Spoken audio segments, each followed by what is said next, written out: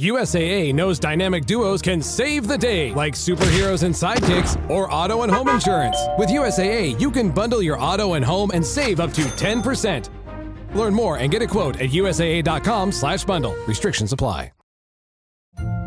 This episode is brought to you by PetSmart. Stop by for Yappy Hour with your pet at PetSmart. Save $5 on walk-in grooming services like nail trims, ear cleaning, brushing, and more. No appointment needed every weekday from 2 to 6 p.m. And while you're there, Yappy Hour includes exclusive in-store deals like 25% off pet toys. Visit services.petsmart.com/grooming to learn more.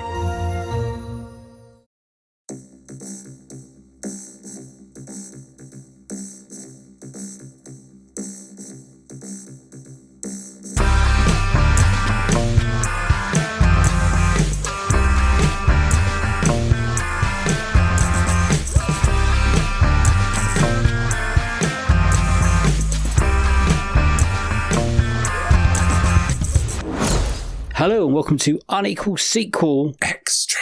Hello, ladies and gentlemen. Believe it or not, it's June.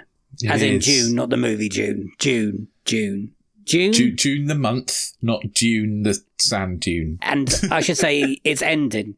It's ending. I did make that clear. Yeah, it's the end of June already.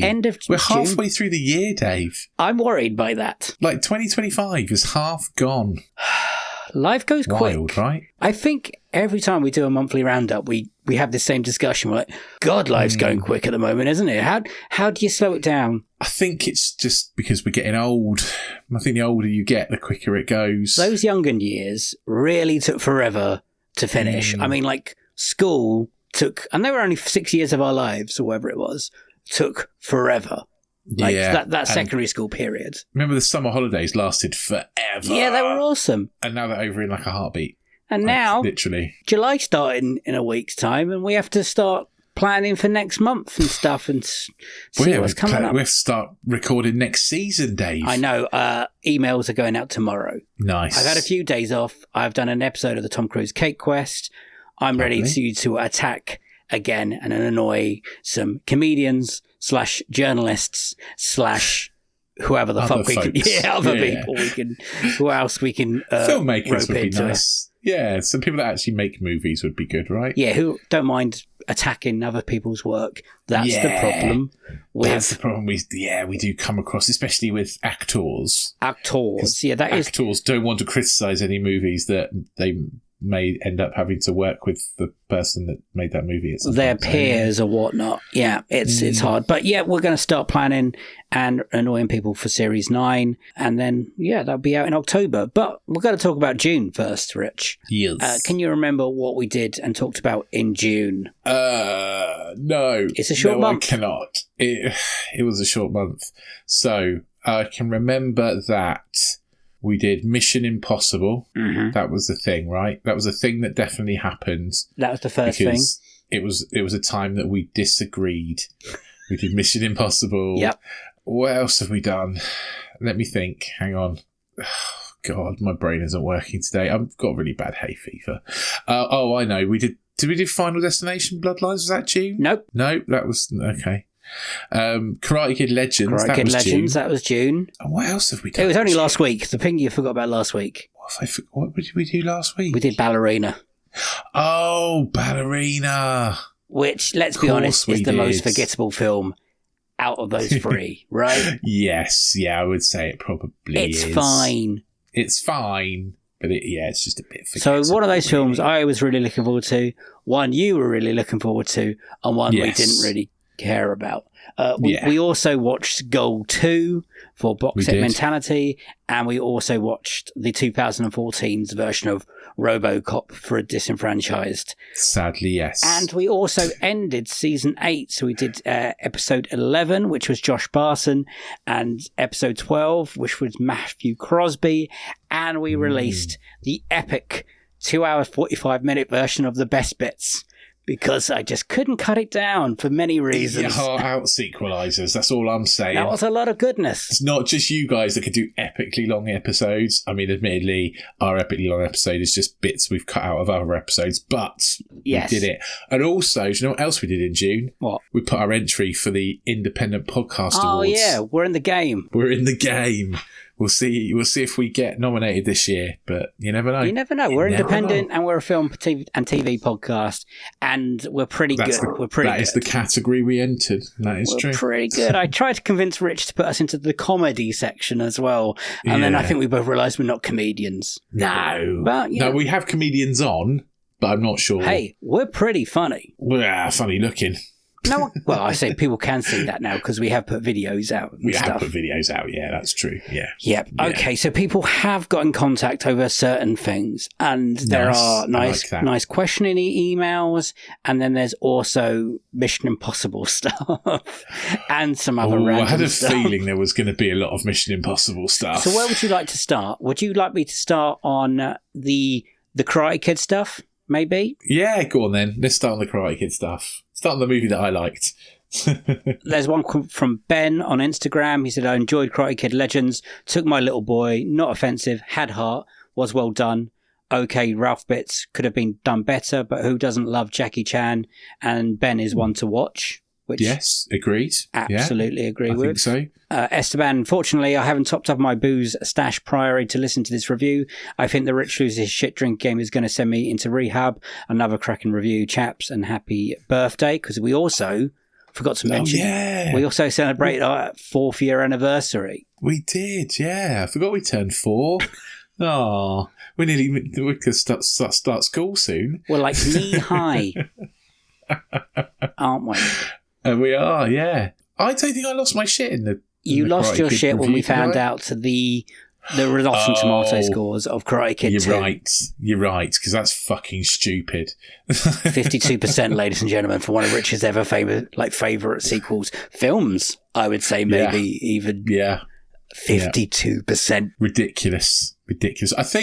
Although I think that's the same score that Blade 2 gets on Rotten Tomatoes, and that is a fucking brilliant sequel. We all know Rotten Tomatoes is a flawed system. Totally. Because all you need to do to make a film get 100% Rotten Tomatoes, everyone to give it 3 out of 5 stars. Yes. So even the most plain and ordinary films, bang average film, to get 100%. So it doesn't really work in that kind of thing. So no, it doesn't. But it is fun to get you annoyed, to be honest. Yes, I guess that is also true. Yeah. Now, let's go to Mission Impossible stuff. So we've got some stuff. Yes, I figured there would be. Are you prepared for this? Yes. I'm fully prepared for everyone to disagree with me, and that's fine. I don't mind. But I stand by my comments. First of all, we did put a poll out there on Instagram, and that came 60-40 for Team Dave, aka me. Fair. Okay. I would take 40% agreeing with me, because I didn't think it would be a popular opinion, and that is a bit more popular than I thought. Well, I'm about to be very happy, because most people who got in contact with us share your view. Yes! Thank you. I feel like this film made people very angry. It didn't make me angry, it just made me bored. You should go listen to that review again. It made you angry. True. Fair enough. I also recorded with Russell Bailey from Not Just for Kids podcast this week for the Tom Cruise Cake Quest. He also wanted to point out he agrees with you. Nice. Thank you, Russ. You are a hero. He did vote on the poll, so don't worry. Lovely. Wasn't a missed vote.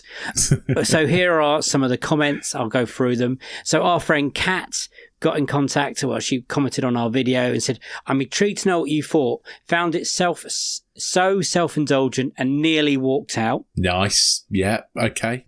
Good. Esteban, I'm sitting here in the adverts for Mission Impossible, Dead Reckoning, whatever, and I'm just clocked what you said about the running time. Going to need snacks.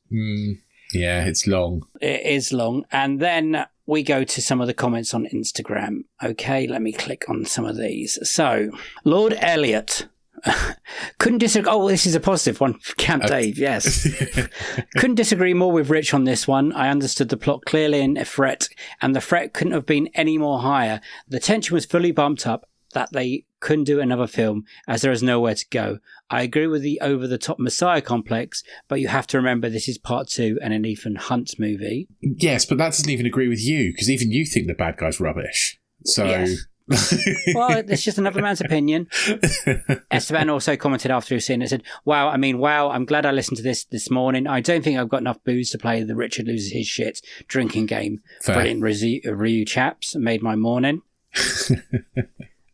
Someone else commented, 13th Duke of Fenham on our Instagram. Pod came into my player and I thought I'd better run it off to avoid spoilers and get my arse and the flicks and see it. Seriously, I wished I listened to the podcast and not wasted 3 hours of my life. So many MacGuffin, one that fits into another after a cruciform MacGuffin. Too much guff, more like. So many bits of story not used. Luther was sick, ? Jim Phelps' son, perhaps mercifully skipped over. Bloated with unbelievable underwater shenanigans that are clearly no concern for the chosen one. He would have survived that ill-fated trip to the Titanic that imploded. I'm sure. Worst end to an epic saga since Game of Thrones. Ooh, I think I prefer the ending of Game of Thrones to that. So, yeah. But still, very good review. I agree. Spotify, Jamwar again. Rich, the entity literally called Ethan Hunt the Chosen One, so it's worse than you remembered. As someone who has thought this movie was pointless, boring trash, I'm loving this episode. Fair. Did the entity actually call him the Chosen One? I think so, must have done. Yeah. Fuck. Yeah, that is worse than I remembered. I'll read that one in a minute. Listeners' email. Got another one from Brian Taylor. This is a long one, so get ready. Okay. But you're like the opening line. The opening line is, I have to agree with Rich on this one. I saw 3 films this weekend: Final Reckoning, Predator, Killer of Killers, and Lilo and Stitch. And Final Decking was by far the worst. And believe me, Lilo and Stitch wasn't a great film either. One of the most bloated films I've ever seen. Needs at least an hour shaved off. Mm-hmm. Why they persisted with Gabriel character is beyond me. Just needed to kill him off in the first 10 minutes, as he clearly didn't work as a character in The Dead Reckoning. Even I agree with that. Yeah, Brian, and so does Rich. Yep. My way of fixing this would have been for the entity to find a new person to do its bidding, and I believe it would have been much better for it to have someone gotten hold of Solomon Kane, the other truly great baddie from the series, alongside Seymour's Hoffman character from Mission Impossible 3. That's not a bad shout. They've just made everything too predictable and safe, fair enough killing Luther off. But what about getting rid of Benji too? Let's have some proper shock moments. What about killing Ethan Hunt off? It's the last one. You don't need him anymore. You could do it. You could actually do it. Yep, I agree with you. Anyway. Also, might have been interesting if Hayley Atwell's character got turned by the entity and Solomon too in the end to give some much-needed conflict for Ethan Hunt to deal with. It'd be nice if Hayley Atwell's character actually had anything to do at all.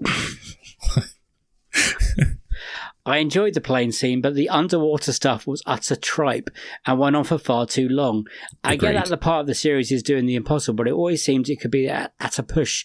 But the submarine stuff took it too far for me. Mm-hmm. All in all, a disappointing end to a franchise. I've enjoyed, but being too safe and too predictable. I'll even say it's the worst in the series. A wasted opportunity to really go out with a bang. I don't know if it's worse than 2, but it's not far off. It's not far off. So literally everyone that got in contact was for not you, quite. Rich. You had one, I think. There was one positive one, yeah. Yeah. But you know. Polls don't lie. I feel better. I think we didn't have that poll open long enough, clearly. It was, all those people that commented didn't have enough chance to vote. No. Tom on Instagram also wrote about our episode. Sounds like you guys almost came to blows there. Nah. We're friends. We've been friends for 20 years. We've argued about worse things than Mission Impossible. We know what happens when we come to blows and Dave comes off worse. I'm not going to argue with you. I would need, what's the Iron Man? It was accidental blows. We've never actually had a fight. No. I would need what's the suit that Iron Man wears in Age of Ultron? The Hulkbuster. Oh, the Hulkbuster, yeah. I would need something like that, to be honest, if I had to go one-on-one with Rich. he wrote, forgive me if I've asked this question before. Why do blockbusters need to be 2.5 hours long? Surely if these films were an hour shorter, it would be a save at least £100 million off their budgets. A blockbuster can be 90 minutes long and people will turn up to see it. Men in Black, Beetlejuice and X-Men were all 90 minutes films and enormous hits. Got any thoughts on that? Why? I mean, I totally agree with you. Why? I don't believe a movie needs to be longer than 2 hours. If you can't tell a story, I used to think if you can't tell a story in 90 minutes, then you're doing it wrong. But I think I would stretch that to 2 hours for some things. Like, if you can't tell your story in 2 hours, you're not a fucking good storyteller. I'm sorry. And, you know, that's fine. And I think we almost laid the blame of this on stuff like Lord of the Rings, which was so epic and massive that people have gone, oh, well, to be successful, you've got to be epic and massive, and really that means your films are going to be really, really long. No, Lord of the Rings is great because the storytelling matches the length of that movie. So the movies are as long as they need to be to tell that story. It is a long story, an involved story. Fucking Mission Impossible is not a long, epic saga of a story. It's a stupid little action movie, and it only needs to be an hour and a half long. That's the problem. Everyone thinks they have to be Lord of the Rings when they don't. Anyway, yeah, I agree with you. Also, there have been long films for years and years and years, like Lawrence of Arabia. Exactly, but they suit the format, right? So that's when cinema was epic as well. Yeah, a big, long, epic movie can have a long runtime because it is a big, long, epic movie and a lot of things happen. Mission Impossible, Dead Reckoning, whatever it's called, Final Reckoning, yeah, does not need to be fucking nearly 3 hours long. It just doesn't. I don't mind long films as long as the storytelling, like you keep saying, is good and it is captivating. No one needs a 3 hour long action movie. You just don't need it. What about how long was The Irishman in the end? Was that like 3.5 hours long? It was long, but I think that sort of suits I didn't like it. So it was 3.5 hours, wasn't it? It was 3 hours 29 minutes, and I watched it in 2 sittings because I didn't watch it at the cinema. I watched it on streaming. No, because it was pandemic time, I believe. It was only on Netflix, isn't it? I think they had some minor cinema release, but it wasn't massive. But again, it's an epic story. You know, it's not a short story, and I think if it hadn't been pandemic times, you could do it as a 2-parter. Yeah. Also, it can go the other way when we can watch a 90-minute movie and be like, that needs more. Yes, so, that is true. And that's why I'll say 2 hours, I think is 2 hours is the maximum. Between 90 minutes and 2 hours is your sweet spot, I would say. I think it's up to the studio how much they want to pay for it. And surely you would think there'd be smart men running it. But if anything, like us, I can get talked into anything. And if these guys come up with a good story and sell them, we need this kind of money. Or sometimes just balloons, they lie about the budget and it keeps going up. Sometimes budget doesn't equal length, though, does it? Oh, no. Like, you can have really high budget movies that are 90 minutes and really low budget movies that are 3 hours. You know, that's not always equate. Short films do, you get more money for short, long times because you get more play in the cinemas as well. Yes, that is true, yeah. That's just one of those things. I'm not quite sure if having longer films is good for cinema or bad for cinema. At this point, people like to sit down in their homes, and I personally don't mind long as the cinema is comfortable to watch a long film. It depends on the film. That's the thing. Yeah, I think that's what it comes down to me as well. I don't want to watch a 3 hour action movie. I don't want to watch a 3 hour horror movie particularly. You know, I want... You don't watch a 9-minute horror movie? No, I don't mind. We'll talk about this later, but I think I watched a good horror movie recently and that was less than 2 hours. Okay. And I think that's good. You know, it zipped along nicely. At no point was I bored. Again, a lot of this is about pacing.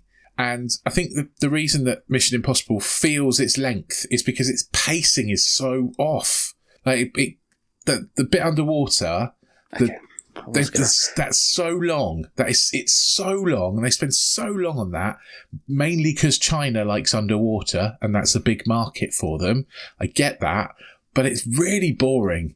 And you just lose me so quickly on that.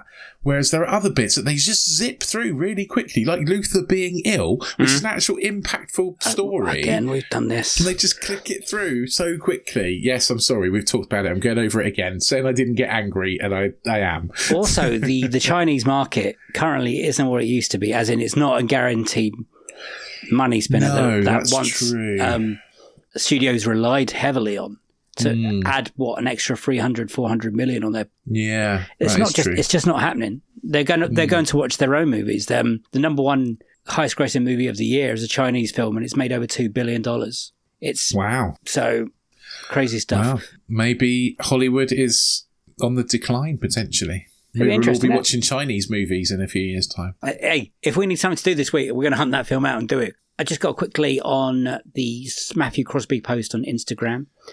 Comedies Podcast OVTs has commented. Yeah. They're a wonderful Instagram page. That's a good, yeah. They promote comedians on people's podcasts, and we do a lot of comedians and podcasts, so we come up a lot. So we love them. They put, I remember seeing Back to the Future 2 and Ghostbusters 2 on the same day at the cinema as a child. Oh, that's a double bill and a half, that, isn't it? Oh, what a day that would have been. Wow. Oh, Richard also put, finally someone who shares my fondness for early naughty Snoops Vindication. Do you remember that website that Matthew went on about? Yes. Yeah. Okay, so we've got a couple more question emails. I will do this one first from Alex. So it says, Dave and Rich, I was on the letterbox when an article caught my eye. 20 underrated sequels. I didn't agree with all the choices in the articles, although I've not seen them all in the earlier movies. The biggest prize was the 2010, the year we made contact, as I've never knew it as a movie at all. So that's the sequel to 2001. Your mission, should you choose to accept it, is to watch the films on the list and see if they are worth a second chance. If not, then it's okay, you're busy people. This message won't self-destruct. I just want to show Rich this article, and we'll put it in the maybe pile of stuff to do, because we've got lots of plans and stuff. I just want to see how many of these... some of them are from early. There's Dracula's Daughter from 1936, Song of the Thin Man from 1947, some very early movies. Billion Dollar Brain, 1967. The only one I really... from all the early films. Connection 2, I didn't even know that existed. That's a film. One I didn't know, there was In the Heat of the Night, the Mr. Tibbs movie. They call me Mr. Tibbs. You mean, remember Sidney Poitier? Never knew that had a sequel. That's got a sequel. No, I didn't know that either. I did know there was one called 2010, the year we made contact. I've never seen it though. The Space Odyssey sequel. I'm hoping someone picks it one day and that makes me watch it, but someone so far hasn't. Now, underrated. Have you gone to the earlier ones from 1985 onwards? I've just got to Charlie's Angels Full Throttle, and I'm starting to doubt this article. Alien Resurrection. No. Well, what I want to point out first was Return to Oz. No, thank you. I think Return to Oz is fine. I know you hate it because it scares you. Terrified of it. Yeah, I know it scares you, but I think it's all right. So from 1997, Alien Resurrection. No. Jurassic Park 3. I think Jurassic Park 3 is okay. It's not an underrated sequel, though. I think it's okay. Charlie's Angel Full Throttle is... That is dog shit. Last time I watched that, I thought it was dog shit. I'm surprised no one picked it. Terminator 3, Rise of the Machines. We all also agree. Also dog shit, yeah. The Chronicles of Riddick. I like that. Dog shit. No, come on. Dog shit. I think that's all right. I'm surprised no one's picked that somewhere. It hasn't even come up. None of the Pitch Blacks have, really. I like Pitch Black, and I like Chronicles of Riddick. Is there another one though? Is there more? Yeah, there's a third one. Oh, okay. I thought you've seen that one. Called Riddick. Okay. No, and now seen that one. They're making a fourth one. Okay. Anyway, the last ones on the list are Iron Man 3, which is good. I like Iron Man 3. That's okay. And then the last on the list from 2021, The Matrix Resurrections. Fuck off, get in the bin. There's more on there. There's more. Indiana Jones and Dial of Destiny. I agree. I think that's a good movie. And I don't care what anyone else says. I liked it. It was good. It put a big smile on my face. And then Haunting in Venice, which I think we thought was fine. Well, it was fine. It was fine. But thank you, Alex, for sending that list in. I found it really interesting, actually. And if we get around to it, I want to watch... Because these are the earlier sequels that no one's heard of. I want to watch some of those earlier ones, absolutely. I imagine they'd be quite hard to get, but we'll have to look into it. Because obviously on the podcast, people don't bring up those earlier ones. No, that's true. So I might be interested to educate ourselves a little bit more. So that's something I might do in the in the future. I always like watching movies that we didn't know existed. And I love that. Yeah, French Connection 2. I really want to watch because I did not know that existed. I knew it was a thing.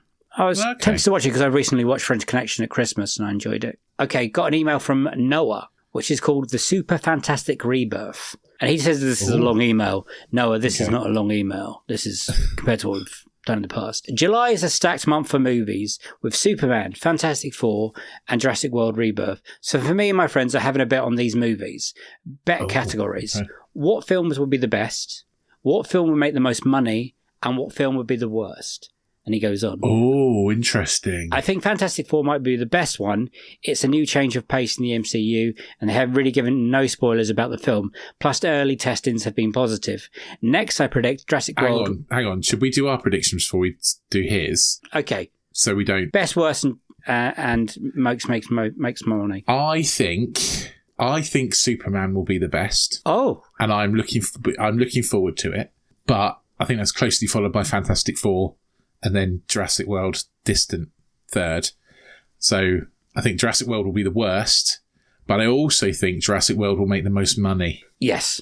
I think Jurassic World will also make the most money. I'll be surprised if Jurassic World doesn't go over $1 billion. Yeah, me too. Because even Dominion did, and that is toilet. It is. Yeah. Proper toilet movie, and everyone knew it was toilet, and word of mouth was bad, and people still got that film up to $1 billion. So what do you think will be your best and worst then? I'm hoping Fantastic Four is going to be the best. Okay. I think it's close. I think it's really close, but I'm feeling weirdly hopeful for Superman. Oh, if I have to pick one of each, then Superman will be best. Okay. Oh no, can't I pick one for each? Because then we were both doing worse and most money was the same thing. Yeah, but you would have to pick one for each. In that case, Fantastic Four best, most money, Jurassic World Rebirth. Yeah. And I think I think Rebirth is also going to be the worst. Yeah, me too. I really trust James Gunn. I think he makes great movies. Mm. And I know we were having this conversation the other day in the car, but my brother texted me and said he's not looking forward to Spider-Man. He thinks it looks rubbish. Superman. And also my wife is like, I can live without that in my life. Oh, okay. And I just don't know if that's because of the character of Superman or the way the film looks. I really like the first 3 Superman movies. One day I'll see the third one and I might be able to agree with you, but currently I can't. Not many other people like the third one, but I like the third one. And I think that even actually the Henry Cavill, the first Henry Cavill, is it Man of Steel, that one? I don't think it's terrible.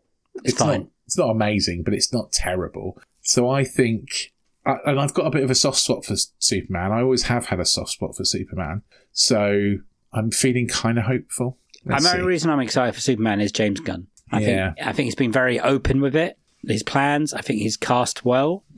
I think the trailers look good. I do too. Yeah. I do too. Sorry, anyway, do you want to carry on reading? Yes, Noah's email? He thinks Fantastic Four will be his best. Next, I predict Jurassic World will make a truckload of money. The past 3 films have made over $1 billion in the box office. And who knows how much on toys and merchandise. There has been more publicity about this movie, so building lots of hype for people to watch it. To be fair, you just have to word the words Jurassic and I'm there. Yeah. But there hasn't been a good Jurassic Park / World movie since the first one. I'm that also guy. Also true. Well... Nah. World is fine. I think, like I say, I think 3 is fine. What's better for you? 3 or... I mean, we've done a ranking, so I should remember. But I think Lost World is okay as well. Lost World is fine until Pete Postlethwaite leaves. Yes, that is also true. He exits right and he never comes back. Did he get lost? Who knows? I think he got eaten. Anyway, Noah goes on. Lastly, the worst movie category is hard. All of these movies can be so good. But sadly, it will be most likely the Jurassic movie. But I don't think it's going to be Dominion bad, which I agree with. Well, I hope not, because that would be hard. It would really be a challenge to be Dominion bad. I really rate Gareth Edwards as well. I really hope it's good, because I think he's a great director. Just with the way the other trailers look. Like Monsters is great, right? Sorry. Monsters. I keep interrupting you. Sorry. Monsters is great. Rogue One is great. The Creator is great. Yes. Just with the way the other trailers look and feel, it seems Jurassic World Rebirth is the weakest. Even though I love all the trailers, what do you guys think? Well, we've told you. Fingers crossed, Jurassic World Rebirth is good. They had the press screening or whatever the other day in London, so they've showed it reasonably early to the critics. Yeah, compared to some films which they released the day before or even the I think that normally bodes well. I think if they... You say that, but The Flash did that. Oh, and do you remember the hype before The Flash? Everyone was like, this is great. Especially and it wasn't. No. I didn't think it was as bad as you did, though. I don't think. It's fine. Okay. All right, then. I think that shows the confidence in it, though. Not necessarily it's going to be great, but confidence. I think if they hold reviews back till the very last minute, that makes me think they're not confident about it. Whereas if they allow reviews to happen a while before the movie comes out, that shows confidence. I also think it shows that they feel like they need to get the audience back on their side after Dominion. Yes, well, they do, yeah. Because the Marvel movies, they don't show them early. They just like, hey, it's a fucking Marvel movie. People are going to turn up, which is not so true anymore, by the way. Nope, that is true. So, exciting month for us in July. Most of those reviews will be coming in August, I think, but we'll get there. We will cover all of them. We have discussed Superman. I think we're doing it because we think it's another Superman film. We did the Batman. We did, yeah. I think that's all people have sent in. Yeah, very sorry if we've missed any comments and stuff you've made. We try our best. Yes, and that was a lot. But thank you so much for sending it in. We do read them all. We do try and comment on them all. Thank you very much, and keep following us and doing what you do. We really appreciate it. Let's move on to sequel news. Here at the Almond Joy Factory, where tropical vibes abound, we use soft, fresh-tasting coconut. The crunchiest almonds and delicious chocolate candy. Ah, but do you know what our most important ingredient is? Sometimes you feel like a nut. Sometimes you don't. Almond Joy's got nuts and something even way better than that. Yes, Almond Joy is made with almonds and joy. Hey, it's Paris. You know I love sparkly things, right? Like stars. Duh. And thanks to Hilton and AutoCamp, I just slept under them. Picture me, serving looks by the fire outside my luxurious Airstream, making s'mores with the kids, while a national park is our backdrop. The great outdoors meets Hilton hospitality. That's hot. Explore all the new ways to stay at Hilton.com. Hilton for the stay. Does it ever feel like you're a marketing professional just speaking into the void? Well, with LinkedIn ads, you can know you're reaching the right decision makers. You can even target buyers by job title, industry, company, seniority, skills. Wait, did I say job title yet? Get started today and see how you can avoid the void and reach the right buyers with LinkedIn ads. We'll even give you a $100 credit on your next campaign. Get started at linkedin.com/results. Terms and conditions apply. Sequel news. Just to let you know, that's the first time in months I've actually remembered to call it sequel news instead of movie news. Proud of myself. Winner. Okay, I'm going to start with the big news, which is so big, Rich sent me the news. I know, right? Which I did a thing. Never happens. Never happens. Rich sent me the link, and I couldn't believe it was real. I had to go to other sources. But yes, this is actually happening. I mean, we knew it was kind of happening. I think there's been reported that Spaceballs 2, basically. Spaceballs 2, yeah. There's been rumours, haven't there? Josh Gad was going to write a new Spaceballs 2, but had no announcement of cast and when. Apparently it's going to be released 2027. The name's coming back. Bill Pullman. Mel Brooks at 98. Well, yes, please. But most exciting, and I can't believe it's happening, Rick Moranis is coming back. I love this. Darth Helmet, yes, please. All 80s babies are doing a dance of joy. I truly didn't think this is going to be something that we'll ever see again. Yeah. It puts Spaceballs 2 as one of the must-see sequels in 2027 now for me. Rick Moranis is back playing Dark Helmet. I can't wait. It's big news, right? It is. It's big news. I'm very excited. It is a shame that we don't have John Candy. Yes. I wonder if they'll recast him or recast that character, or I don't know. But I reckon Josh Gad will play a bath child or something. Okay, yeah, he's very Candy-like. He's very funny. He's very likable. I can see him in that character. Bill Pullman's son, is his name Lewis Pullman? Is that his name? Yeah, Lewis Pullman, yeah. He's going to be in it. I'd love if they have a star, like a Han Solo, Kylo Ren relationship kind of thing. Yeah, that would be good. Yeah, I think that would be really fun. I can't believe it. Mel Brooks is going to be 99 when this film comes out, pretty much. Wowzers. I hope they get his scenes done first. Yogurt, depending on what side of the river you're from. Exciting news. Rich is pumped, so I'm pumped. Yes, sir. I am pumped. Also, sequel news-wise, it's been reported that, I think at D23, they announced there's going to be an Incredibles 3, which were good. Brad Bird is not coming back to direct it. He is going to be writing it. Right. Director Peter Sohn is going to be directing, and he has directed The Elemental and The Good Dinosaur. Okay. Not The Elemental. Elemental. Yeah, Elemental and The Good Dinosaur. Yeah, that's fine. Fine. I'm a bit of a defender from The Good Dinosaur because I absolutely cried my eyes out watching it. It is a bit heartbreaking, yeah. That is true. Twice I cried in that movie. Big time. So, yeah, I mean... Incredibles 1, great. Yeah. Incredibles 2, I cannot really remember. And I've seen it a couple of times. I have never been the biggest Incredibles fan. I think Incredibles 1 is fine. I think Incredibles 2 is forgettable. So I'm not massively pumped. But hey, I'm sure it'll be good quality. Yeah, well, also in the works. Have you ever seen the film with Octavia Spencer called Ma from Blumhouse? I have not, because it's clearly a horror movie and I have not a horror boy. Nope. Well, she's back in Ma 2. It's been announced that she will return. It's very quiet what was going to happen, but it's a bit of a weird film. She's an angry lady. Okay. Also, talking about Blumhouse have bought the rights to the Saw franchise. Oh, okay. Which puts it basically back in the hands of the creators of James Wan and what's his other name? James 2? No, 1L. Why can't I don't know. I was being funny. Sorry. I thought that was funny. Oh, sorry. I was reading the same time. It's one of your better jokes.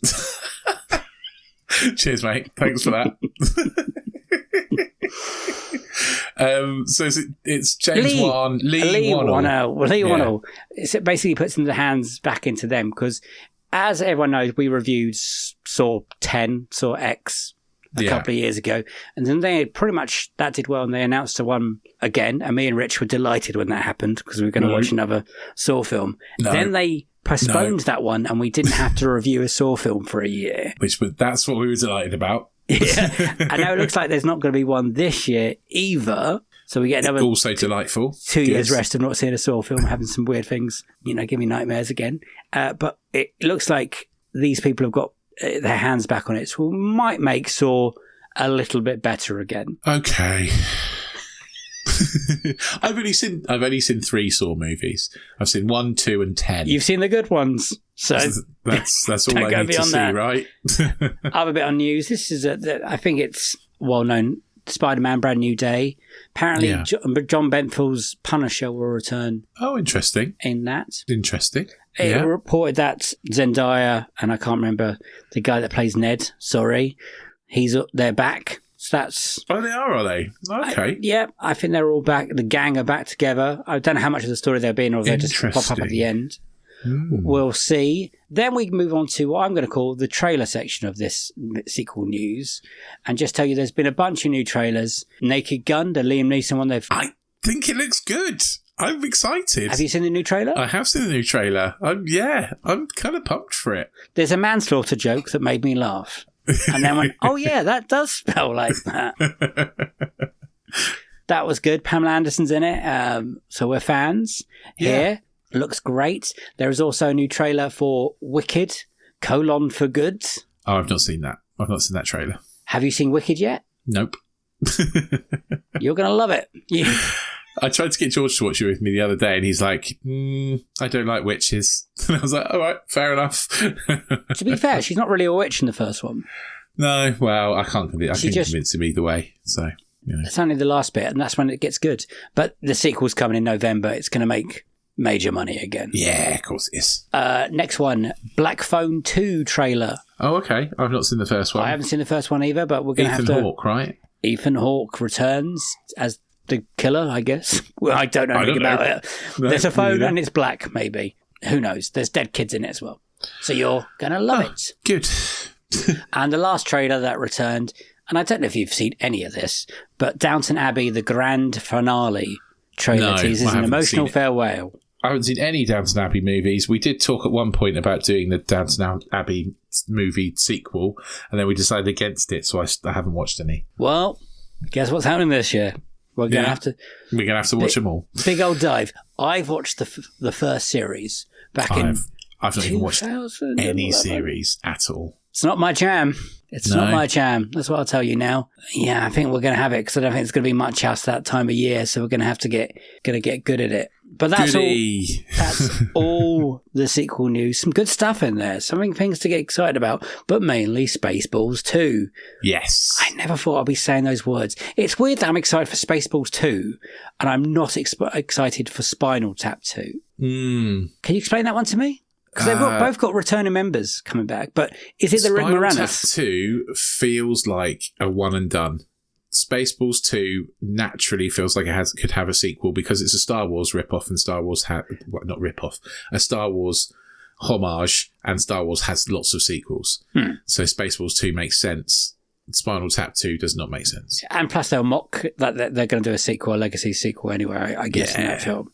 Very well. If you haven't seen Spaceballs, guys, I think it's funny, Spaceballs. But I haven't watched it in a while, and people are telling me it hasn't aged well. But it probably hasn't aged well. I'm sure some of the jokes haven't aged well. However, what I would say is watch Spaceballs and then go back and watch Alien Covenant, and I defy anyone to not think when that little baby alien pops out for not to imagine it going, "Hello, my baby. Hello, my honey." Just like Spaceballs. So yeah, great cameo as well in that film at the end. Oh no, not again. Beep, beep, beep, beep, beep, beep, beep, beep. Extra sequel news, just when you think it's ended. Some big old sequel news has landed today. Well, are you excited, Rich? I would be if I knew what you were talking about. But okay, there's two big bits of news today that has landed. One of them, Rich doesn't seem very excited about, but I think is big news. No, it's fine. It's exciting enough. I just didn't really realise it was I didn't think of it as sequel news. It's a new James Bond, potentially. We know Denis Villeneuve, don't we, is directing James Bond. That's been announced. He's announced it today. The ball's rolling. Yeah. Denis Villeneuve. Yeah, I mean, the man who can make big cinema. If anyone's going to make me like James Bond, then he's probably the man to do it. Yeah, because they did announce they're not going to start apparently casting. Which I reckon they've already casted it. He's just keeping it quiet until they have a director in place. So now a director's in place. Are you excited? No. Are you not? Not really. I thought this would be the guy that brings you to a Bond film. Yeah, he probably will be, but it's still Bond, isn't it? It's... I tried to get him excited for a James Bond film. Sorry. Absolutely not. Denis Villeneuve, of all the people that they could have picked, isn't this like one of the best options? I am very surprised that... Yeah. I mean, it's almost like... What attracted you to this infinite budget movie? Yeah, well, exactly. But I mean, Hans Zimmer's going to come back as well, probably as well with him, isn't it? Yeah. But the man can put gorgeous film on picture. Yeah. I don't disagree at all. And I'm sure, like I say, if there's a director out there that's going to make me like Bond, then this is probably the man. But yeah, I'm not excited. I'm interested, but I'm not excited. Okay. Well, I think a lot of other people might be excited. I was excited. And I thought you would be. Yeah, definitely. I was. Yeah, I am. You've sucked it out of Oh, sorry, mate. A little bit. But anyway, let's try the next bit of news that came yesterday. Okay? Yeah. I want to see your face when you see this. It is something someone has picked on the podcast. Right. A couple of seasons ago. Okay.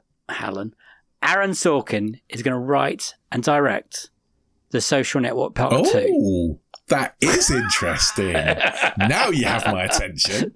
Yes, I thought I did. He's going to direct. Write and direct. Interesting. Okay. No mention of Jesse Eisenberg yet. Okay. But this is from Deadline, so I will I will say what they say. Okay. So this is not from me. So, I don't know if we've had any official confirmation yet, but I think they're pretty good normally. So this is the Deadline sources. To be part of a Sorkin's self-penned and direct follow-up will explore the revelations of the Wall Street Journal's 2021's Facebook files, which utilised a slew of leaked Facebook documents to expose the social media platform and its owners' awareness of its complicity in perpetration of harmful content. Okay, interesting. Because Sorkin is an incredible writer. Oh, brilliant. Director, I don't know. He's done Molly's Game, Charlie 7, and Being the Ricardos, which is fine. Oh, I still haven't seen that last one. It's fine. It's not amazing, but it's fine. Charlie Chicago 7 is good. Molly's Game is good. I'm interested. I would be happier if it was Fincher directing and Sorkin writing. Yes. But yeah, let's see where it goes. Hopefully Fincher's going to be taken up by doing 3 Mindhunter movies. That might be That would be nice. Yes.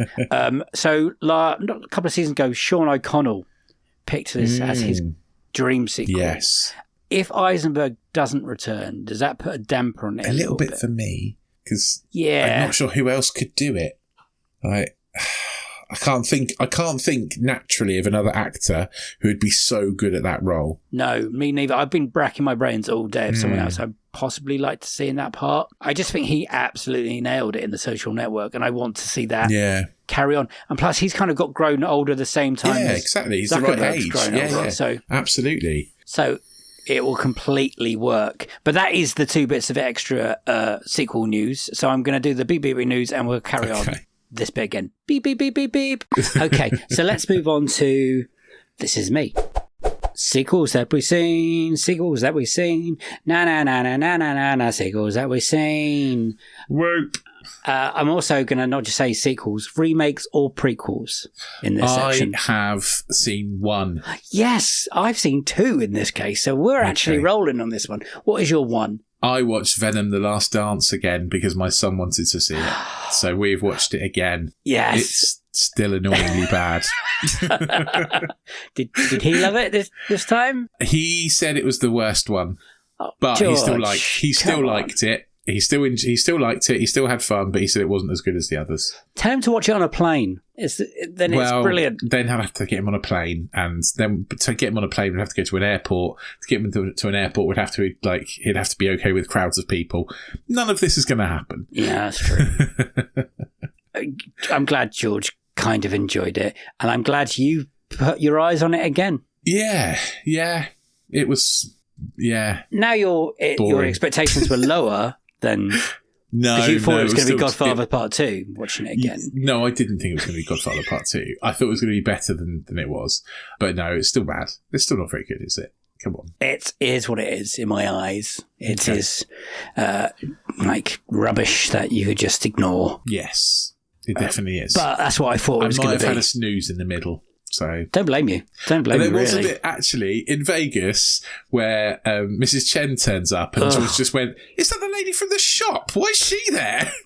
No idea, George. We literally have no idea. It's like, exactly, and he's 10.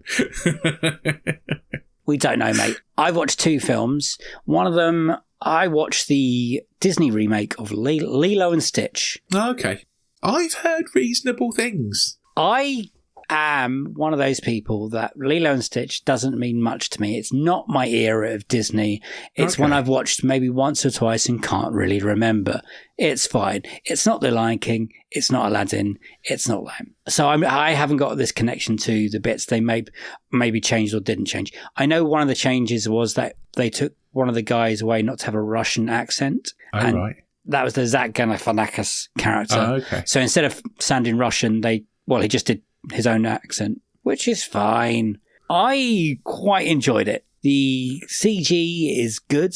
The little Stitch, little character. After a while, I forgot that wasn't real, and I believe there's an blue alien running around. And at the end, I got very emotional. The little girl that plays Lilo is magic. Oh, that's nice. Is nice. Actually magic. She's brilliant. Oh, because you don't like child actors, really, do you? Like, you get very annoyed with child actors. No, and I think I've watched a few films recently with good child actors, and this being one. She was amazing. She's going to be a star, I think. I found it. Yeah, I thought the whole cast were really good, actually. I'm not going to say it sat there and it's magic, but it's a pleasant way to watch. Whatever it was, an hour and 45 minutes. It didn't feel like it overstayed its welcome at all. And far as Disney remakes go, I would say it's in the positive camp. It's certainly better than Snow White. And I wasn't a big hater of that either. Okay. So I'd be interested to hear what other people think, to be honest. I know it's made good money.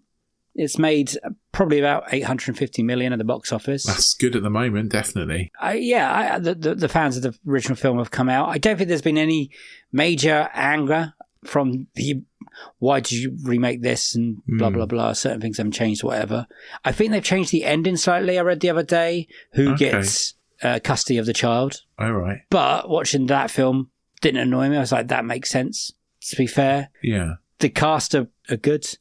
I can't... Any stand-up? CGI is good. Yeah, I enjoyed it. I thought it was fun. I'd recommend people see it when it comes on Disney Plus if you haven't watched it. Okay. That'd be one thing. The other film I watched, or should I say, yes, it was Andor Season 3. That's not a film. I watched Rogue One, A Star Wars Story. Let me tell you, that film has now gone up another half a star on my letterbox. It's great, isn't it? It's so good. I know it's good. I've always been a fan of Rogue One. Don't you have to get me? It's my second favourite Star Wars. It is now my, I might say, third favourite Star Wars. Oh, okay. I like it more than New Hope. Me too. Yeah. Me too. It's no Return of the Jedi, but... No. I would say no, it's not. It's better than Return of the Jedi. But wow, we'll get in the TV section. I finished Andor Season 2. And my wife, that was a couple of weeks ago. And then my wife said today, do you know what? I think we should watch Rogue One today. And then I was speechless because that doesn't really happen very often when she says, I want to watch a Star Wars film. I was like, yeah, we can definitely do that. That's why I couldn't record earlier because I was like, this moment doesn't happen very often. It's it's a shooting star, Rich. Tip on some Star Wars. I'm going to say no to that. I watched that film again from watching Andor Season 2 and his dad, that ending, if you haven't seen it, is really powerful, some of the things he says now and they do, and how it links from the end of Andor Season 2 to this. It's literally straight off. It's good, isn't it? It's a great film. It looks great. It makes the Andor series even better as well, doesn't it? I think so, and the Andor series is really good. But yeah, I really enjoy watching Rogue One again. Hopefully now we do Andor Season 4. Oh, okay. Which is Star Wars New Hope. Yeah. Because they join on to each other. They do. Yeah, they do. Yeah. Okay, let's move on to the next one. Movie Club. Right, what do you want to talk about? 3 movies. One of them is a horror. Let's talk about your horror first. Okay, I watched Heretic. And I know you've seen it already. I saw this ages ago at Christmas. Can you believe it took that long? I saw it on demand in Canada. It was on Paramount Plus at Christmas. Wow.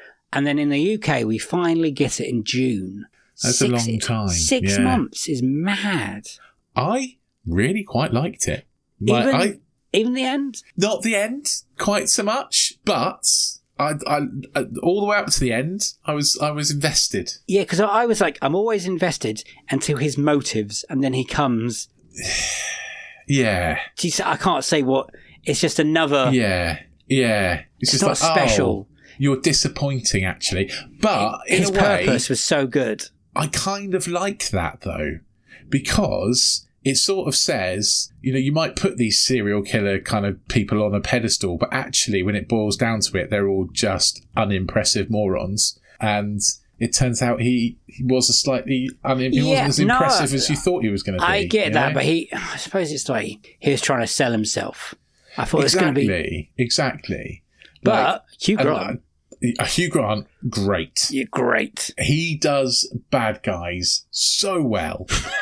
And that particular in horror type films, in kid films. Yeah. Like, that particular type of know-it-all, kind of slightly elevated educated and Lovely confident bad guy. He does very well. And what also he does well in this movie is when he's actually taken down a peg or two, his reaction is also very good. I think he does a very good job in this movie, and potentially without him, it wouldn't be as good. Agreed. And you're right, the ending isn't great. Like, it is a little bit of a letdown, but I think I still really enjoyed it. And if they'd nailed the ending, it'd be a 5-star movie, and it's not. It's a 4 because the ending isn't amazing. I thought there was going to be something greater and bigger at the end. Yeah, me too. Yeah. Because they were building something really special. Yeah. It's not quite Alien Romulus, but like... No, it isn't. No. Switch. It's not an ending that ruins the movie. It's just a bit like, oh. Yeah. Fair enough. Yeah. Did you find it scary? Or... No, I didn't jump. There was no jump scares or anything for me, I don't think. I didn't find it particularly scary, but I did find it engaging. Yeah. Well, that's good. It's not something I've thought about since, particularly. Okay. What's the next? I watched a Minecraft movie with George. This is going to get a sequel. Yeah, it is going to get a sequel. They set up a sequel, don't they, at the end? I'm just going to see if it's past $1 billion yet. One moment, and then I know. Have done. It's at 953 million at the moment. It's getting a sequel. Let's put it that way. It is getting a sequel. By the way, Lilo and Stitch got 910. Oh, really? Okay. Well, Mission Impossible only got 540. Yeah, it's bad and long. The Minecraft movie is fine, I think. It's better than Venom and Last Dance. It isn't for me, but George really enjoyed it. He liked all the Minecraft references, and we spent about 3 days afterwards singing Lava Chicken. Okay. But yeah. I don't know what that means, but I will do someday when it comes on... Drop somewhere, there's a I'll little watch Jack Black it. song where he sings about his lava chicken. Okay, wonderful. Before we talk about the film we both watched, I'm going to tell you I watched. I think I mentioned it on the Matt Crosby, either the episode or the Another Slice bit. I watched To Live and Die in LA, basically because I listened to an episode of Getting to Know You. Yeah, and they watched it, and I thought I want to watch that because I've watched a lot of William Friedkin films recently. Not a fan of Live and Die in LA. Don't think I've seen it. Really unlikable lead guy, and I just for the whole of that film thought, I hope you fucking die. Well, it's called To Live and Die in LA, so... Yeah. Willem Dafoe plays another creepy guy, so that's good. But just, I don't know, I thought it was going to be more stylised or something. It's very 80s, which is not a bad thing. I just didn't connect with it, and I thought, it's not as great as I hoped it was going to be. It's not as good as, like, The Exorcist or Sorcerer, which I keep telling people to watch. Okay. And I watch French Connection, which is also great. So he's hit a certain run of movies. That one didn't connect with me. Okay. But the one I did watch... And I know you've been wanting me to watch it for a long time. I watched The Apartment. How good is The Apartment? Oh, no! No! Dave! No one can see this, but Dave just pulled a face. It's good. Oh! It can't be called a comedy. What do you mean it can't be called a comedy? Because it's not particularly funny. It's funny! He drains pasta with a fucking tennis racket. What's not funny? And that's one of the funny moments in it. And Jack Lemmon is brilliant in it. Everyone's really good in it. Yeah. But it's not the movie, when you talk about it, I thought it was going to be. Wow. How did you not find it funny? The whole premise is funny. I found it's got a bit of suicide and depression. And well, of course, it's dark as well, but it doesn't mean it's not funny too. I didn't think it was hard funny. It's not like... You know when I watched Some Like It Hot, and because you've been going on about that, and that is funny. That is funny. No, it's not that kind of funny, but it's still a comedy. It's still funny. I would. It's a black comedy potentially, but it's funny. I would say Virgin on Drama. I really would. All right then. I think I went into it thinking it was going to be another kind of film. Okay. And me and Tiff were like, oh yeah. It's good. Don't get me wrong. Jack Lemmon is amazing. Shirley MacLaine's really good in it. But I don't know. Overhyped by someone. Oh, rude. But I'll watch anything else you tell me. Have you watched The Third Man yet? No, is that definitely on my list not a comedy, but worth watching. That was on next year's list. Okay, but the film we both watched Yeah. I think we both want to talk about is The Ballad of Wallace Island. Yeah, I've watched another one as well, actually. So, yeah. Yeah. You have been busy. Yeah. The Ballad of Wallace Island, when me and Rich say this, it might be the best film of the year. Yes. It's my best film of the year so far. Oh, it's my best film of the year so far as well. It's got Tim Key, Tom Basden, and Carey Mulligan in it, and it's a British film, and it's a very British film, and it's funny, it's sweet, it's heartbreaking, it's moving, it's fucking brilliant, and I was not prepared for MVP Tim Key to be that good in it. I mean, I know, right? Highly quotable. Judy Drenched is going to be something I carry with me forever now. Forever. Less than 100. Yeah, less than 100. Less than 100. And I did not think I would cry at that movie, and I cried like a baby. We can't spoil it, but is it the bit when he makes the announcement at the end of the stage and you see Tim Key's face? Yeah. Broke me. Slow zoom. Yeah, broke me. Stunning movie. They filmed that in like 18 days in Wales. It's so good. It's so good. It really is. And you've got to watch. Anyone out there who's listening to this, if it's still in the cinema, you've got to go and see it, because this is exactly the sort of movie that needs to be watched in the cinema, because we need more things like this. We need things made like this. It needs to make money at the cinema. It needs to be celebrated. And this is exactly the thing you need to go and watch. I think word of mouth is working because it's starting to get shown in more cinemas. I've read the other day it's starting to open up in more places, which is great. How did you hear about it? I heard about it from Adam Buxton's podcast. Oh, really? So Tim Key and Tom Basden were on his, Adam Buxton's podcast. Yeah. And they were talking about it, and I was like, that sounds really good. So yeah, I checked it out. I listened to the Empire review, and Chris Hewitt was like, could be a 5-starer. I was like, okay. It is a 5-star, definitely. And I watched the trailer, and that made me laugh. It's made almost double it's made more than double its budget by the look of it. Brilliant. So it's made almost 3 million worldwide, which is for a small British movie. I love it when we have movies like Rye Lane that came at kind of Ville. Rye Lane was so good as well, wasn't it? So special. So do you want to do this quick synopsis? Because it's quite a simple synopsis. The Ballad of Wallace Island? Yeah. Oh, okay. I wasn't really planning on that, mate. But yeah, basically, so Tim Key plays, what's he called? Charles, isn't he? Yeah. A guy called Charles who lives on an island, and he pays for, he's won the lottery. I don't think that's a spoiler. And he pays for his like a singer to come to the island and perform a gig for him. And the singer was previously in a duo, and the duo had split up. And yeah, unbeknownst to him, like they're both coming back together. And that's sort of the story. Yep.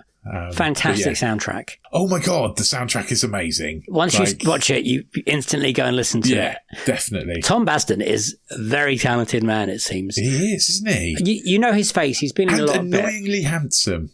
Like, he's the same age as me, and I would just like to be that handsome, please. Did you ever watch the Ricky Gervais series Afterlife? Yes, I did, yeah. He's in that, and I don't particularly watch that and think, he's good in it. Don't get me wrong. Yeah. I don't also think, he's handsome. If he ever listens to this, he's embarrassing. But now in that film, put a pair of sunglasses, a beardy goatee on him, some dyed hair. Handsome man, that. He was also in a thing called Here We Go, which I think he might have written as well. Yeah, I think he did. TV series. And that with, what's his name? The guy from Ghosts. Jim Howick and Catherine Parkinson. And I quite like that. It's really awkward, I quite like awkward things sometimes. But yeah, that's quite good. And I like it's shot in a really different way. It's done like almost like a found footage kind of thing. Oh, okay. Because basically it's about a family, and the kid is obsessed with movies, and so like films everything. So it's from the point of view of the kid filming his family doing stuff. Oh, there's another recommendation. Go watch that as well. Yeah, it's really worth watching. And yeah, Tom Basden wrote that and created that.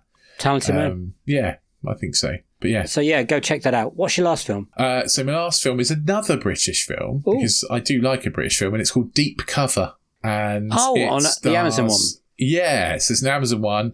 And yeah, it stars Oh God, Orlando Nick Bloom. Mohammed, Orlando Bloom, Yeah, and Nick Bryce Mohammed. Dallas Howard. Yeah, Bryce Dallas Howard. That is a combination you wouldn't normally put together, but I actually really liked it. It's got incredible cast. Like, people keep popping up. It's got Paddy Considine in it. It's got Ian McShane. It's got Omid Jalili pops up. Like, loads of different like British actors like pop up in this. Sean Bean pops up in it. Sean Bean's in it. Yeah, for a bit. Like, it's really worth watching. It was written by Colin Trevorrow. Keep going with the writing because it's someone else. Oh, is it? Okay, so it's Colin Trevorrow, Derek Connolly, Ben Ashton, and someone else, Alexander Owen, I think. There is a comedy duo. They're in it. I think they play the police. They wrote it. Yeah. The two police. Oh, okay. All right then. And they're a duo, and they're called Pins and something. Oh, okay. And the director also did like Stathlet's Flats. Yes. And I think he's done a bit of Doctor Who. Like every British director's done a bit of Doctor Who. But he also did This Is Gonna Hurt. Do you remember that? Ben Whishaw. Oh, yes. As a doctor. Oh, God, I watched one scene of that and it broke me and I thought, can't watch that. And, of course, he did Ghosts, which, he directed quite a few episodes of Ghosts. Which I is know brilliant. You love. One of my favourites. So, yeah, and I love it too. Good director.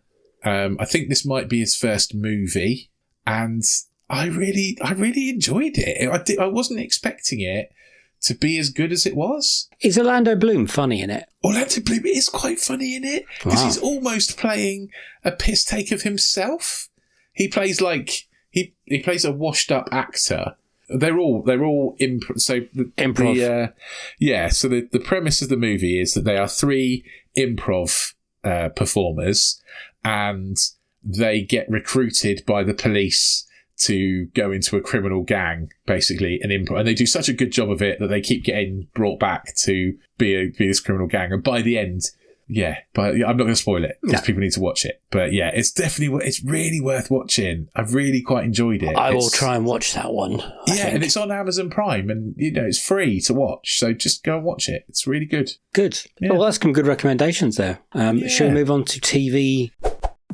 My day kicks off with a refreshing Celsius energy drink, then straight to the gym. Pre-K pickup, back home to meal prep. Time for my fire station shift. One more Celsius, gotta keep the lights on. When the 3-alarm hits, I'm ready. Celsius. Live, fit, go. Grab a cold, refreshing Celsius at your local retailer or locate now at Celsius.com. You know that feeling when someone shows up for you just when you need it most? That's what Uber is all about. Not just a ride or dinner at your door. It's how Uber helps you show up for the moments that matter. Because showing up can turn a tough day around or make a good one even better. Whatever it is, big or small, Uber is on the way. So you can be on yours. Uber, on our way. If you went on a road trip and you didn't stop for a Big Mac or drop a crispy fry between the car seats or use your McDonald's bag as a placemat, then that wasn't a road trip. It was just a really long drive. Ba-da-ba-ba-ba. At participating McDonald's. Boo! TV Club. Right, shall we start with my stuff so I can get out of the way? Go for it, because I can't think of much TV that I've watched. Oh, so, well, you know, there might be stuff I mentioned. I finished the first season of The Last of Us. I know a few people keep asking me, how far along am I? Have I played the game? Stuff like that. I finished the first season. It's a great season. I very much enjoyed it. Episode 3 is still the best episode. Yeah. And it's the episode without those characters in it. But they are in it. Barely. Yeah, barely. But they are in it. They're not the reason it's so fucking good. No, third episode. No. I liked where the series went. I liked where it ended. Pedro Pascal in those last couple of episodes is superb. Bella Ramsey, some really good. And it's got some fantastic writing. Some bits I can watch and go, I can see how that bit was in a computer game. You won't know this. And then some bits I'm like, how have they done that in a computer game? What is that? So soon I'm going to start season 2, which I've known you've told me disappointing, not as good as the first season. Definitely. There's no standout. There's no episode 3 in season 2, I would say. There are some shocks, though. So... Yes, I know the big one. Oh, okay. Oh. Can't get away with that when you're a geek, Rich. Yeah. That is out there. I'm glad we're now living in a world where TV series is, like when we were in our 20s, American TV series were 24 episodes and stuff, weren't they? Yes. They went on forever. I've like started this watching 10 episode Supernatural again, and that's like 24 episodes a it's season. too many. It's too many. It's too many. Especially when they're like an hour, 45 minutes long. Yeah. I haven't got that in my life. Many. So I enjoyed that, everyone. Thank you for everyone for keep pushing me to finish it. It is a great TV series. The design of it is amazing. Like you can see where the money is. Really well put together TV show. I finished The Studio season 1. Yes. Great. Fucking loved that. Yeah. I can't wait for second season. That's up for lots of Emmys. You can see why. It's brilliantly written. It's very funny. It's, again, well put together. Like how it's made and stuff. Bryan Cranston in that last episode is superb, by the way. I think it's the supporting people are normally the best people in it, like the Scorsese, the Anthony Mackies, they are, the Ron Howards. I do think that Seth Rogen is brilliant in it. He directed it as well, man. Doing that all that. He's so good. Like, he is really good. Talented man. Like I said, because I watched Rogue One, finished Andor season 2. Yeah. There's a few episodes in that season are standouts. Mm-hmm. Really stand. The last 4 episodes? Yeah. That is television, by the way. That is television. Yeah. It's outstanding. Fucking thought that was incredible. Did you like it as much as I did? I think so. Yeah, I can't even remember anymore. That's not a good thing. So. Yeah, I did watch it a while ago. Yeah, sorry. I finished this season of Doctor Who. Obviously, I think, have you got around to finishing it yet? I have, yeah. And I thought it was a really solid season of Doctor Who. I thought it was a really solid season as well. I was really shocked because I did not see the end coming. No one did. No one knew that was They kept that very quiet, didn't they? And God bless them for doing that because it makes it even better, I think. Yeah. I thought it was a solid season. I was really surprised strong because episodes. I was hoping it would continue a bit longer. Yeah, because I think he's great. Yeah, Ncuti me too. Gatwa. Yeah. Brilliant Doctor. I enjoyed most of his episodes. That last season, there's some really cracking ones. Thank God Russell T Davis is back at the moment until he, a couple of more years and has to pass it on again. Yeah. We won't mention what the teaser at the end is, but did not see that coming either. I don't know if that's definitely not. I don't know if that's a thing that's going to carry on or just a Christmassy thing. We'll have to wait and see, I guess. Yeah, we'll have to wait and see, mate. But that's all positive. Other thing I finished watching, A Race Around the World on BBC One, is my favourite show on TV. Okay. Do you not watch this? No. I don't get a lot of time to watch TV, mate, to be honest. Rich. I watch 3 things on TV, and I'll talk about them in a minute. Well, make Race Around the World one of them. It's so good. And you like characters. You'll fall in love with some of these people. There's a couple of old boys on there. Are amazing. I'm not a big fan of reality stuff very much. So. You see parts of the world you never see. It's great. Okay, I'll give it a try. I still haven't watched the last series of Traitors yet. Oh my God, that was so good as well. Anyway, me and you are going to apply to go on Race Around the World. I think we'll be really good together. Oh, you'd have to carry me a lot of the way. Oh God! like you carried that sofa up the stairs the other day. Last thing I want to mention, I've watched something on Apple. I've started watching anyway. It's still going, and that is I've forgotten his Owen Wilson's Stick. Oh, this is one of the things I wanted to talk about. I fucking love this show. It's really good. Love it. It's so Mark Maron is a genius, and I love him. Yes, it's so his good. His podcast's ending. Can you believe that? What the fuck? Is it really? Yeah. Oh, Jesus. Okay. Sorry, I've ruined that as well. I didn't know that. Well, no, I don't really listen to it massively, but I love him. I think he's amazing. Yeah. And Stick, is it Stick or Sticks? Yeah, Stick. Oh, Stick, I think. So good. It really is. It's Ted Lasso for golf. It is like Ted Lasso for golf. So it's about a washed-up golfer who's had his life, had some ups and downs. He was just once a professional. A lot of downs by the sound of it, You find out about more downs what had gone on. But he finds this young golfer that he just sees something in and takes a chance on. And they're both putting their lives back together. And I think I'm on episode 4, so I'm not quite up to date where it's going. I'm a bit ahead of you. But so I'm up to date Owen with Wilson's it. great in it. I love how he makes everything like he's whispering. Like everything, he's shouting and whispering at the same time. Because I've had to watch Cars a lot. Oh, is Cars 2 and Cars 3. Yeah, he's always Lightning McQueen. So Yeah, it's not even the ka-chow, it's the wow. Wow. Wow. But him and Mark Maron together. Brilliant. Brilliant together. Didn't know it was a combo that I needed in my life. But there is the last episode, you haven't seen this yet, but there's a last episode where it's at the end, it's the two of them just sat talking, and it's so good. Is it as good as Mark Maron being stuck in a bed in his camper van? Yes, it is that good. Yeah, great episode. It's different to that. It's more emotional than that. It is a little bit like Ted Lasso, though. Is that a good way to describe it to people?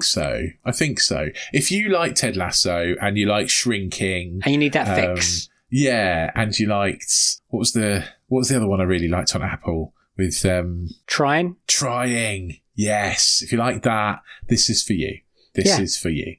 I think it's well worth some. I highly recommend it. Hopefully it gets a second season and doesn't get cancelled, because I want to see more of that. And Owen Wilson is brilliant in it. And he is, definitely. You don't have to like golf to like it. No, not at all. It's not really about golf at all. So that was one of my ones. So I'm glad we talked about that. My other ones that I've been watching are Taskmaster. Of course, yes. Yeah, because we love that. Those people are brilliant together. Yeah. Who's your favourite still? Jason Mantzoukas is my favourite. Stevie Martin is brilliant. She is delightful. She's so good. I watch it going, we need to get her on our podcast. Yeah, I think about that as well. Yeah, I think we tried already though, right? And I've reached out once, but we try again. We try again. We go again. We never stop at one, Rich. No, never stop at one. And so other than Taskmaster, Stick, and Welcome to Wrexham is my other one. Yes, I'm also in the middle of that somewhere. Yeah. I'm not sure I'm quite up to date yet. I think I've got a couple of episodes behind. Yeah, I'm sure I'm up to date either. Yeah. But I know where they end up, so I'm just enjoying the ride again. Again, it's nice. And as I mentioned, I have started watching Supernatural again at season 13. Why? Because I haven't seen season 15, which is the last season. And I think I've only seen half of season 14. So I've gone back to So you started at season 13, not 1. No, not 1, because that would be crazy, because there's 24 episodes in a season. That's a lot of I'm not watching 15 seasons of 24 episodes. But I've gone back to 13 because I can sort of remember 13, but also needed a refresh. So I've gone back to that. I'm making my way through that at the moment, but just watching like an episode a night kind of thing before I fall asleep. Oh, that's sweet. Yeah. That is sweet. Anything else? No, that's it. That's all I've been watching. We'll move on to the next section is... What's coming up? Oh, no, just doing that. Is that what you're doing, is it? I think that's the best one. Okay. All right. Fair enough. Because I can't end it any other way. What's coming up? What's going up? What's coming up on? Yeah, well, you see what's coming up. The release calendar. It doesn't roll off the tongue, does it? No. Okay, so what we got coming up in release calendar? We've got in July... Jurassic World Rebirth on July the 2nd. Yes, sir. July the 11th, Superman. Ooh. Also, July the 18th, I Know What You Did Last Summer. Oh, yeah. The sort of remakey, rebooty. I should have mentioned this. They also released a trailer this month. Oh, right. Oh, mate, it just looks the same shit. It really does. I don't remember the first one being that good, and I distinctly remember the sequel being dog shit. The sequel was dog shit. Yeah. I remember that. I remember Freddie Prinze Jr. being a completely opposite character. There's going to be a killer and it's going to be someone else. There's going to be two of them. There's going to be someone's son or sister or mother or brother. Fuck it. Yeah. I don't understand how they're linking it back, because the teenagers do something and then they find out, I Know What You Did Last Summer. And then they go and ask Freddie Prinze Jr. and Jennifer Love Hewitt for help. But how's that all connected? I suppose we'll find out. Yeah. I suppose that's going to be half the ride. July the 25th, The Fantastic Four First Steps. Nice. So we'll probably review that in August. I think it's July 25th. Because I'll go through that in a minute. Okay. Movie-wise, there is in July Friendship, which has Tim Robinson and Paul Rudd. I imagine it looks funny. Okay. Yeah. There is a Smurfs animated movie. I saw a trailer for that. I'm not sure I'm on board with the animation style. It looks a bit strange. Yeah. Is that a sequel? Does that count as a sequel? No, they're just rebooting it again. So it's a reboot. Okay. All right. Well, please don't make me do that. We're not doing that. That's fine. There's a new horror film, Bring Her Back, with Sally Hawkins. We did watch the trailer the other day. We did see the trailer the other day, and I think I turned to you and said, nope. There's 3 horror films, and we said nope to all 3 of them. One of them being Bring Her Back, the next one being Together, which is also... that was a definite nope. Yeah. I mean, all of them look great, but they also look like they're going to give me nightmares for weeks. Yeah. Our July will look like this. July the 4th, Independence Day, will be our 28 years later review. Okay, We have seen it. Yes. We went there pretty much opening night, didn't we? Friday night. Friday night we watched it, yeah. On Wednesday the 9th is Box Set Mentality. We're closing out Goal Free. Woo. Yeah. Our friend James contacted me the other day and told me that, I was like, you listened to the episode? Of course he hasn't. He's like, he remembers Goal Free being crap, but the other two he likes. But he likes. If James tells me it's a bad movie, yeah, it's going to be really bad. Fucking bad. Because this is the man who loves Pearl Harbor. Yeah, horrible tasting movies. Friday the 11th is Megan 2.0. Okay. I haven't watched Megan yet, so I'm going to go and watch that. It is currently on Channel 4 on demand or whatever it is. Cool. Okay. That's good. I have to watch it as well, Rich, so we're in that boat together, don't worry. Good. I think the trailer looks fun for the Megan 2.0. It looks silly. Yeah, it does look quite silly, yeah. Friday the 18th of July, we're going to have our Jurassic World Rebirth episode. Wednesday the 23rd is our next Disenfranchised. We don't know what that is yet. We haven't recorded RoboCop yet, but we will do in about 10 minutes' time. And then Friday the 25th, we're doing the July Roundup. So that means Superman, I know we did last summer, the Fantastic Four are all going to be in August. Okay. With the Naked Gun. But we'll get it. That's quite a long time for Superman, isn't it, if it comes out in early August? Mate. Could we not bump one of the others?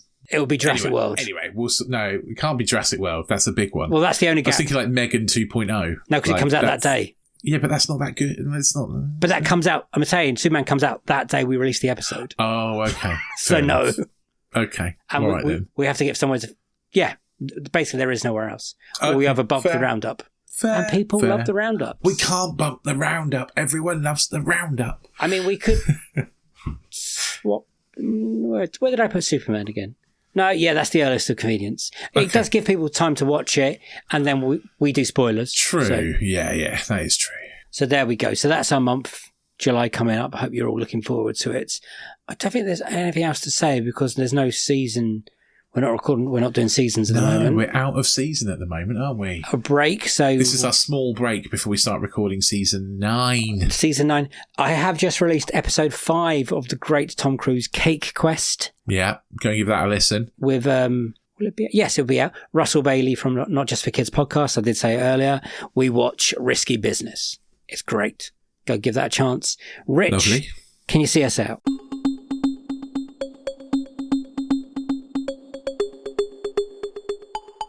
Yeah, I think I probably can, just about. If you want to comment on any of the movies or anything that we talk about in any of our episodes, then you can, of course, do that on social media. Just type in Unequal Sequel into your favourite social media of choice. Not the one that used to be a bird that is now a crisscross. We don't do that one because it's full of bad things. But all the other social medias, you can find us on Unequal Sequel on there, all of those. We have started putting out little videos and stuff on Instagram, so do follow us on there. They also go on TikTok, I believe. But I am not a young person, and so YouTube. I don't really understand what that is. And YouTube, yes. Make sure you follow us on YouTube. Talking of YouTube, you can also comment on any of our YouTube videos, and you can comment on Spotify as well if you want to get any messages to us. Or you can email us. We are unequalsequel@hotmail.com, and I'm thinking of investing in carrier pigeons, potentially, for another way for people to get in touch. Could be a thing. Who knows? I'm going to bring it back. Yeah, so all good. If you really love us, get yourself over to anotherslice.com/unequalsequel, where for just $2.99 a month, that is $2.99 a month, which is an absolute bargain, by the way. You can get 3 extra podcasts a month from us. You will get Disenfranchised, where we talk about movies that should have had a franchise but didn't. We've got Box Set Mentality, where we watch a whole box set of movies and we talk about it. And also you get sequel sessions for all of our previous interview episodes going back 3 seasons now. So you get a little extra bit for all of those interview episodes. So lovely bargainous, $2.99 a month, which is less than half of what I paid for a coffee in central London the other day. Mm-hmm. So yeah, that is a thing. Yeah, also, if you wouldn't mind getting on your pod player of choice and tapping us out a little review, we will read them all out in the end of month roundup because we love them.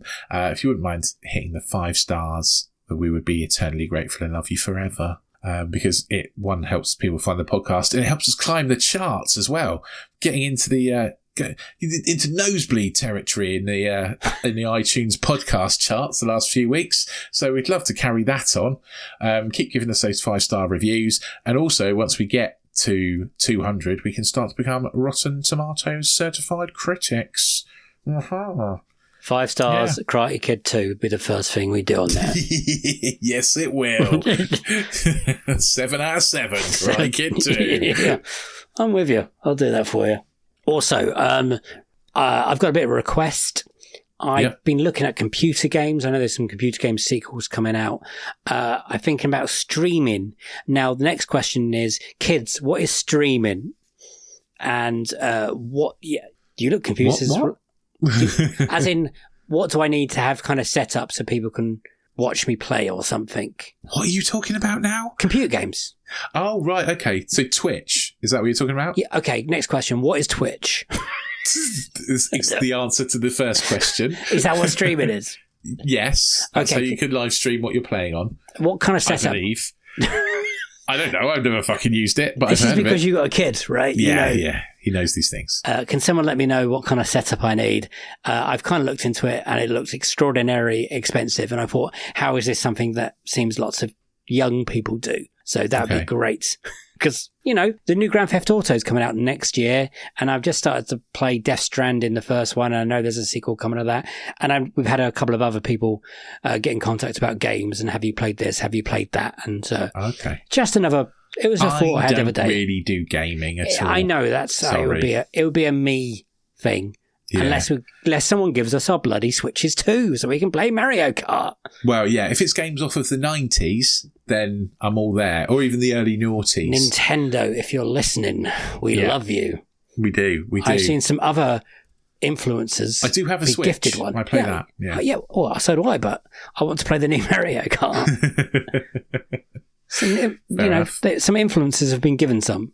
And then they have to hold them up in pictures like this. We're not really influencers, though, are we? We can be. If they're giving me a bloody Switch, that'd be great. Right? Yeah. We need 2. Nintendo. We need 2 Nintendo Switches. Yes. I'll have one. I would probably have to give mine to George, though. Okay, we need 3. We need 3 Nintendo Switches. I'm sure that'd be fine with the nice people, Mr. Mario or whoever runs Nintendo. Mr. Nintendo. Mr. Nintendo. Okay, I've got nothing else to say, so it's a goodbye from me. Bye-bye. And a goodbye from him. Bye! See you on the next one. Sequel to this one. Have a great week. Bye-bye.